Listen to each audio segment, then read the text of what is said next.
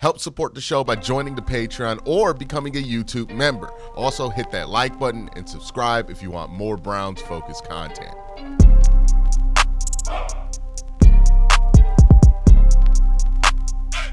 The Myles Garrett thing has been the talk of the month. We've talked about it so much over this last month. And one of the things that I hear a lot of people say when it comes to this Myles Garrett thing and what Browns fans should expect for a trade package or what Browns fans should be happy with the trade package, a lot of people make the comment that Browns fans ought to be realistic about what you can get in return from Myles Garrett, and they'll state that he's 30 and all this other stuff. And look, I understand the impulse for a lot of people to want their demands to appear reasonable to the people that they're making those demands to, or for people's trade packages to be received by other fan bases as reasonable. But this is not one of those situations where it benefits anybody to talk about Myles Garrett being traded as a reasonable package. Like, I think this is a situation where you want the conversation about the compensation for Myles Garrett to be as radical as possible, because trading Myles Garrett is radical, right? Like, there's no reasonable compensation you can get in return for trading a player like Myles Garrett. I don't care that he's 30. He's Myles Garrett. Have you taken a look at him recently? I'm pretty sure nobody cares that he's 30, right? And he'll be 31 next year. He'll still look like Myles Garrett. He'll still move like Myles Garrett at age 31.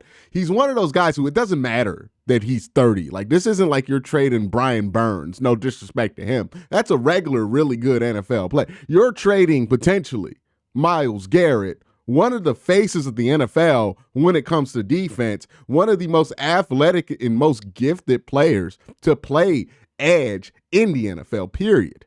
This is not somebody you entertain reasonable demands in. And the one thing I'll give this Browns front office is that it does not seem like they have fallen into this trap as much as others who are writing about it or talking about it online have fallen into the trap of speaking about the Myles Garrett trade thing as we need to be realistic. We need to be reasonable about what we expect the Browns to bring in. No, if the Browns bring in Myles Garrett, the trade compensation ought to be ridiculous.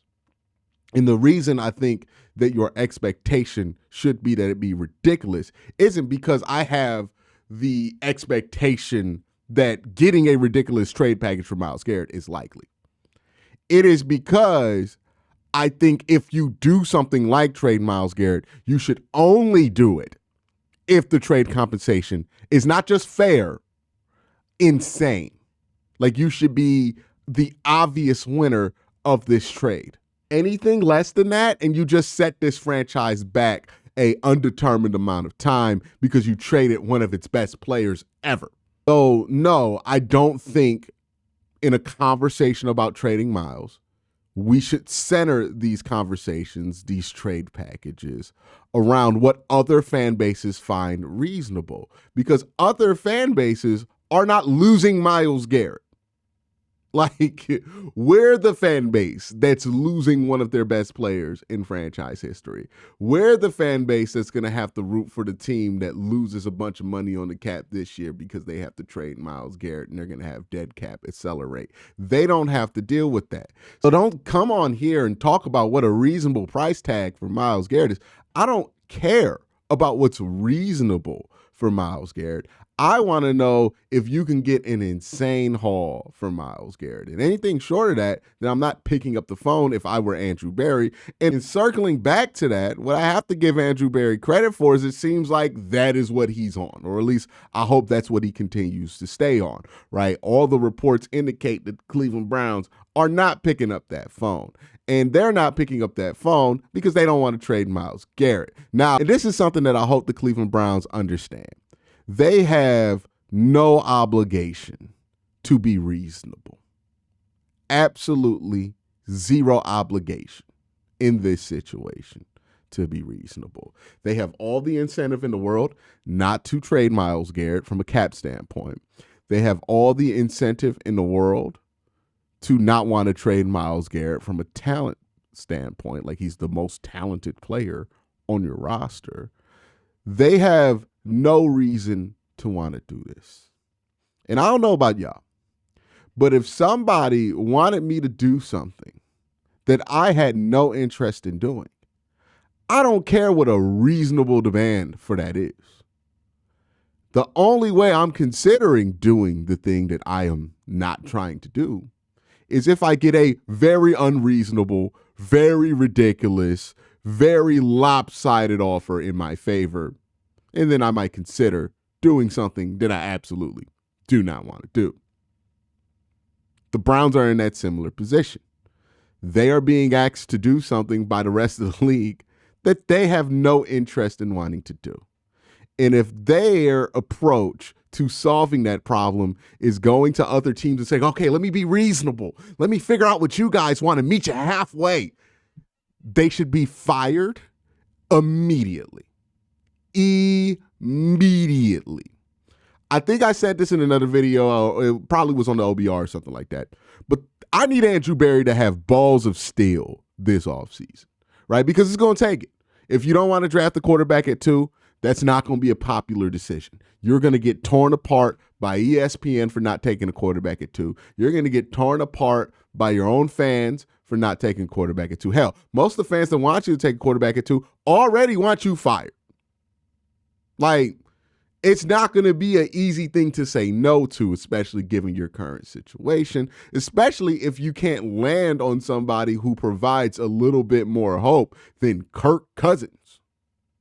It's going to be a tough summer for you. There's no way around it. If you stand on business and you don't trade Myles Garrett for the slightest of all trade packages, right? 2 first-round picks or something like that, there's going to be people who put pressure on you, say you're incompetent for not moving. What do you expect to happen? He's not going to change his mind. What do you think you're going to make out of this, right? People are going to be super critical of that move if you do not do it. I talked about delayed gratification versus instant gratification. If the Browns want to do what I feel like is best for them, well, it's not going to be a lot of moves that are going to make people happy this minute. It might be moves that you're happy that they did in the long run, but this minute, y'all might be mad about these moves.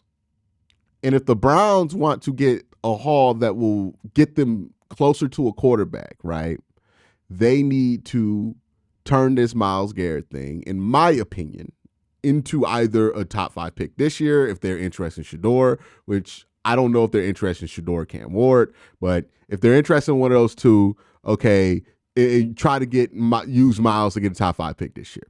If that's not something that they're feeling, right, and I can understand why they wouldn't feel that way because I don't think this is a great quarterback class. But if that's not the case, then okay.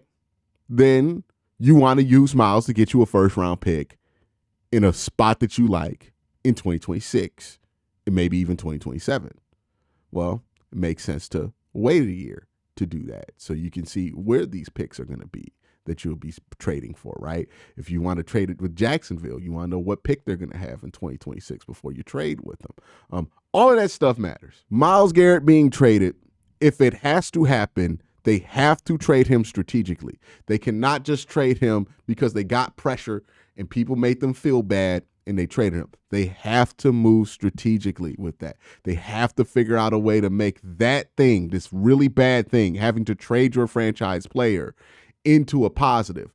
It's been done before. We were the team that did it, right? When Deshaun wanted to leave the Texans because he wanted to go to a win-now situation, similar to Myles Garrett wanting out of Cleveland because he wants to go to a win-now situation. We were the team that wanted Deshaun because it was a win-now situation. He was going to put us over the top. We traded for Deshaun Watson, got the 3 first-round picks.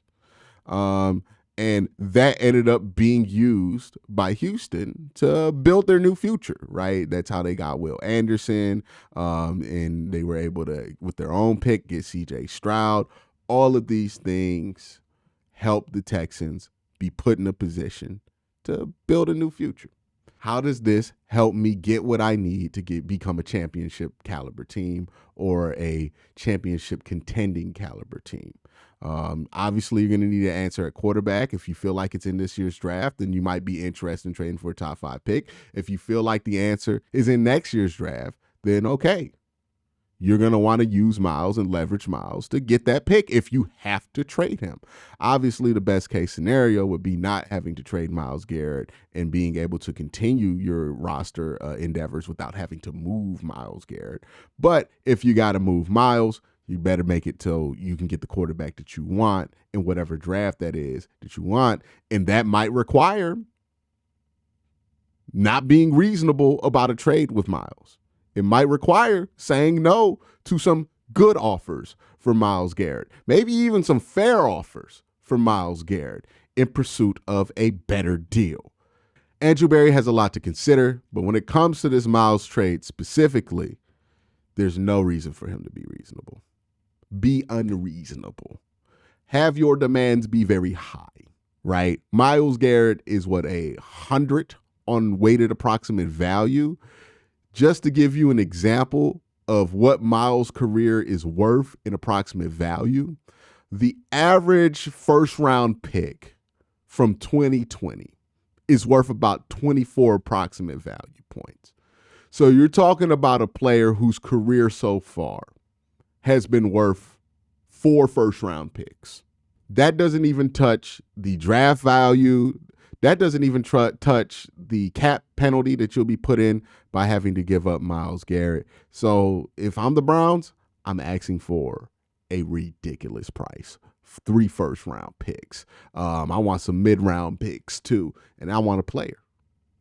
And if I can't get all of that, and I want a young player too on a rookie deal. I don't want one of these older players that's going to cost me a bunch of money on the cap. I want me a young player. Like if I'm trading with the Houston Texans, I want Derek Stingley. I understand why you would want to keep Will Anderson. Okay, cool. Give me Derek Stingley or give me Will Anderson and then give me the picks and then give me a mid-round. And some of you might hear me ask for that and say, hey, that's ridiculous. That's never going to happen. Cool. I'm fine with it not happening. That's the leverage that the Cleveland Browns have. They have no thirst to make this deal happen. It's either what they want or they do nothing. If they trade Myles Garrett and I sense any bit of compromise in that deal, then they should be fired. Like straight up. If the Browns allow in a situation where they should absolutely be the one setting the terms because they are the least motivated team to make a move here, if they allow somebody else to dictate the terms of a trade for something like Myles Garrett, that tells me that there's weakness in that room and that you should pursue front office leadership with other people because you ain't got what it takes to get good deals for the Cleveland Browns in high pressure situations because this dude folded in that spot. So absolutely do not want to smell any compromise here. If a trade comes in for Myles Garrett, it has to feel like Cleveland really did dictate the terms to this contract. It can't feel like a compromise or like Minnesota told them what to do. Like, no.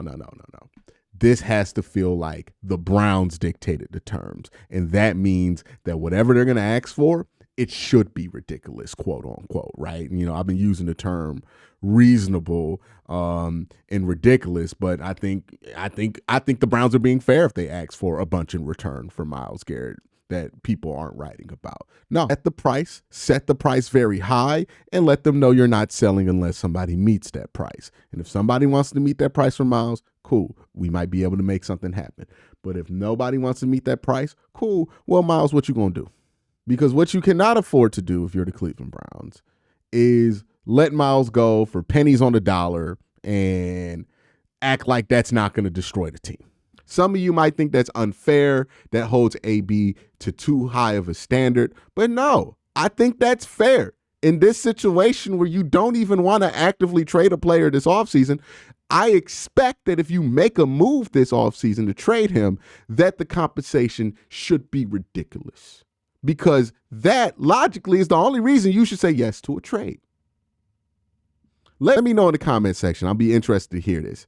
If you went into a trade negotiation with any team in the NFL and they asked what the price is for Myles, without any compromise, without any need to feel like you got to be realistic, what is your true, honest, ridiculous trade demand for compensation for Myles Garrett? I'm telling you right now, 3 first-round picks, a good player on a rookie contract, and I mean early on that rookie contract, so somebody who got drafted within the last 2 drafts, and I want a 3rd-round pick. And depending on how good that player is, you send me, I might want a sec. That's if you really nail it down to me and you ask me what's the price, I'll tell you that's what the price is if I were in charge of this whole thing. And if that price is too high for you, okay, cool. Hang up the phone. We're not going to do it. Call Myles's people. And if Myles's people have issues with that, then I would encourage them to call these teams and make an argument for why they are worth that price tag. But that is the price tag. I'm not moving off that. That's what I need the Browns to be on. I'm tired of losing players in Cleveland for unfair compensation. I'm tired of seeing GMs compromise because we got to be realistic. We got to be reasonable about what we're asking for. Be unreasonable. They're asking for Myles Garrett. That is unreasonable. You are allowed to respond to an unreasonable question with an unreasonable answer. Don't let anybody tell you otherwise. So I'm not in the business of being realistic about a Myles Garrett trade because I don't want to be realistic about a Myles Garrett trade. I'm willing to be realistic on shit that I actually want to do. Right? If I got to trade Greg Newsome, I'll be realistic on the compensation for Greg because I want to trade Greg Newsome. I ain't really hurting to trade Greg, right? I'll be realistic. I'll meet you halfway there. But if you're asking for the best player on my team, I ain't trying to do that shit. So why would I be reasonable? Why should the expectation be that the Cleveland Browns be reasonable? Why should we even draft up trade scenarios where the Browns are being reasonable when this is not a situation where their unreasonableness here is actually justified? And I'm telling you right now, if they try to drop that report where like trying to make the Browns look bad by saying the Browns are being unreasonable in their demands for Myles Garrett, I'm going to come on here and tell you that's good news. You want the Browns to be unreasonable about what they can get in return for Myles Garrett. Because, I mean, that's one of the faces of defense in the NFL. That's the best player on your team. I ain't trying to trade him, so why would I be reasonable? So let me know your unreasonable trade demands for Myles Garrett down below. Y'all have a great day. Have an even better night. Peace.